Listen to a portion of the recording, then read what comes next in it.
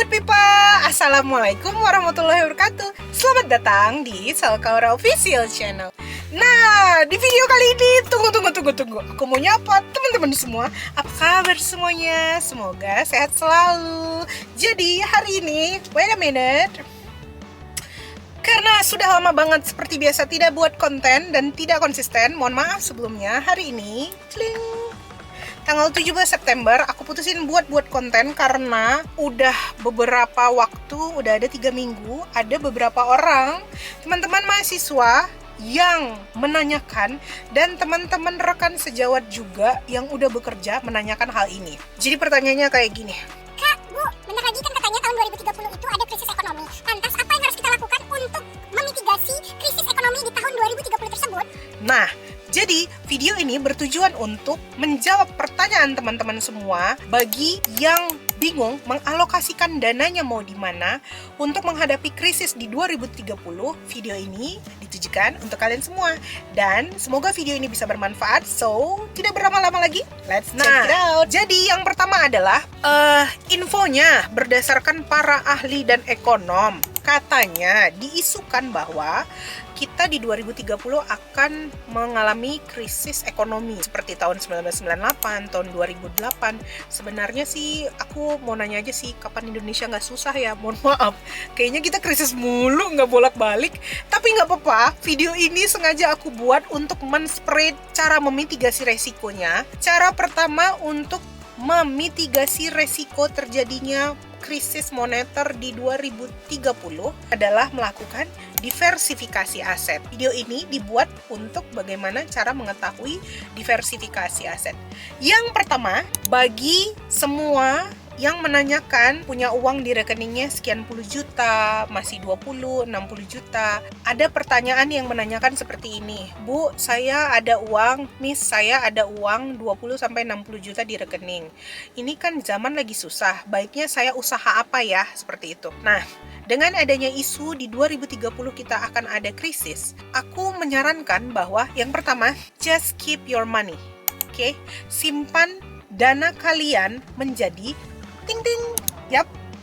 simpan dana kalian menjadi dana darurat.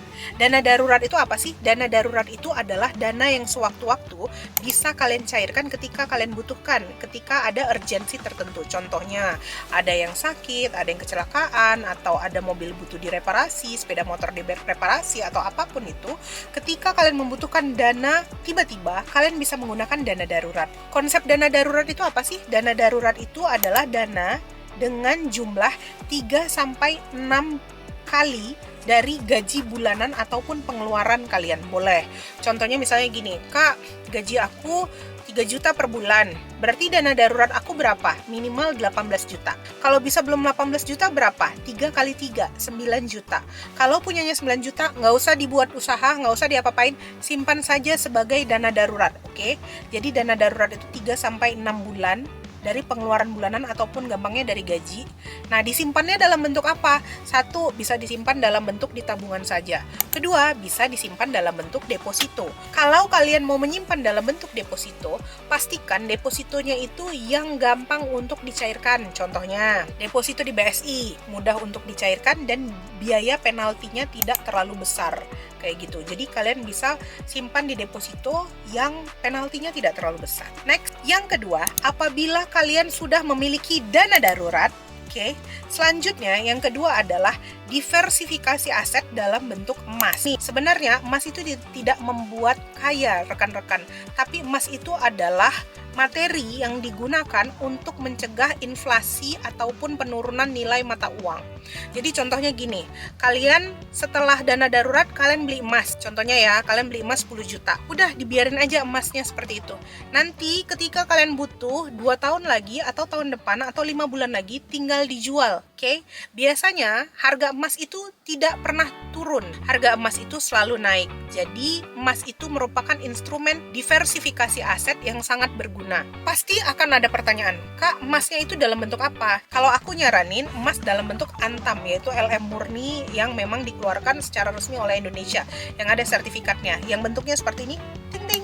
Nah, Kenapa aku sarankan seperti itu? Karena aku udah merasakan sendiri, awal aku membeli emas itu sekitar 15 tahun yang lalu, sekitar 480 ribuan. Sekarang harganya sudah jadi 2 jutaan. Dan ketika kemarin aku ada butuh, aku tinggal jual. Yang ketiga adalah simpan dalam bentuk instrumen investasi dolar. Kenapa dolar? Karena dolar itu melindungi mata uang rupiah kita. Sebenarnya kalau kalian membeli dolar, kalian membantu luar negeri untuk menurunkan nilai mata uang. Tapi setidaknya bagi diri pribadi itu mencegah inflasi. Contohnya apa? Kalau kalian punya uang cash, tukarlah dalam bentuk dolar Singapura. Kenapa dolar Singapura? Kenapa nggak Australian dollar atau kenapa tidak American dollar gitu ya?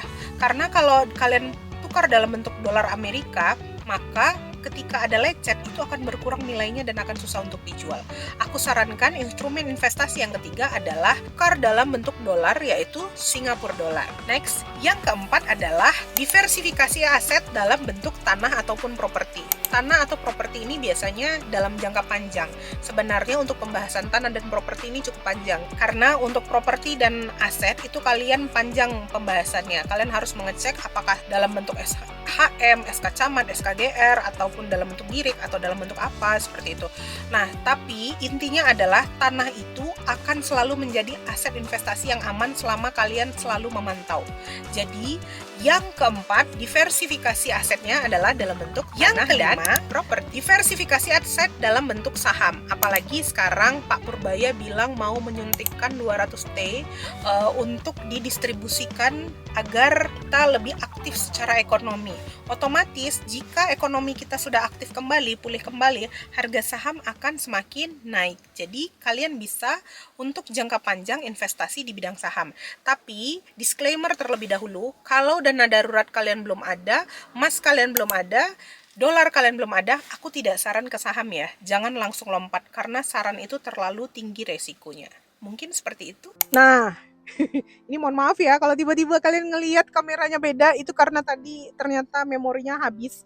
Jadi kita ganti aja. Yang keenam, bagi yang nanya, Aku nggak punya duit simpenan yang untuk dana darurat 6 kali gaji. Aku nggak punya pendapatan yang proper yang bisa setiap bulan. Lalu untuk menghadapi 2030 apa yang harus aku lakukan? yang terakhir adalah pakailah instrumen asuransi. Asuransi bisa dalam bentuk kesehatan ataupun bisa dalam bentuk asuransi jiwa. Asuransi jiwa ini maksudnya apa? Jadi ketika kalian tidak punya cukup uang untuk diwariskan ataupun untuk investasi, maka aku sarankan gunakanlah asuransi. Jangan berkecil hati. Asuransi ini fungsinya untuk apa? Untuk ketika maaf kata kita tutup usia, wafat, setidaknya orang-orang yang kita cintai itu tidak kita repotkan. Ada dana yang bisa kita berikan untuk kelangsungan hidup orang-orang yang kita cintai ke depannya. Oke, jadi itu adalah diversifikasi aset yang tadi aku presentasiin. Tadi adalah diversifikasi aset yang aku jelasin. Yang pertama tadi ada dana darurat, yang kedua tadi ada emas, yang ketiga tadi ada dolar, yang keempat tadi ada tanah, yang kelima ada saham, dan yang keenam adalah asuransi. Jadi segitu dulu untuk instrumen diversifikasi aset guna menghadapi 2030 di krisis nanti. Semoga video ini bisa bermanfaat untuk teman-teman semua. Mohon maaf kalau tiba-tiba kameranya beda. Kesalahan ada all of me. Kesempurnaan milik Allah. Sampai bertemu di video-video berikutnya. Oh iya, jangan lupa subscribe YouTube channel aku dan like dan tinggalkan komen untuk video apa selanjutnya. See you good people. Assalamualaikum warahmatullahi wabarakatuh. Sampai bertemu di video selanjutnya. Mwah.